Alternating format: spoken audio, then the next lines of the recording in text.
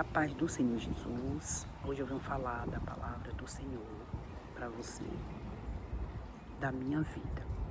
Como eu conheci a palavra do Senhor, quando eu comecei a ler a palavra de Deus, comecei a ter entendimento que o Senhor, Deus queria falar comigo e o que era que o Senhor queria que eu falasse.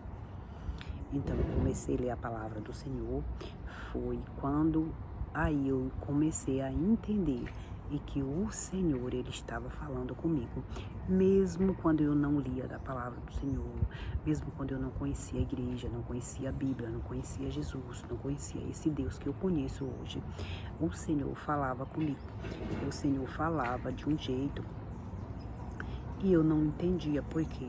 Eu não tinha nenhum entendimento e para entender eu precisei ler a palavra de Deus.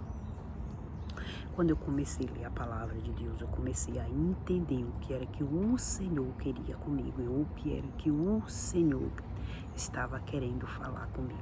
O Senhor nosso Deus, Ele fala com todos nós, Ele fala com a gente, mas nós precisamos dar ouvido à palavra do Senhor e como o Senhor fala conosco. Então, eu não tinha entendimento, eu não lia a Bíblia, eu tinha uma Bíblia, uma pessoa me deu uma Bíblia. E eu fiquei com essa Bíblia dentro de casa 20 anos, eu não peguei na Bíblia, eu não falava com Deus, porque eu não sabia.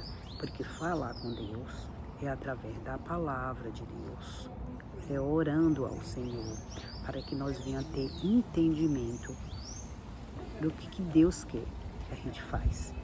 E eu só vim ter esse entendimento a partir do momento que eu comecei a ler a palavra do Senhor. E é por isso que eu quero contar aqui nesse canal.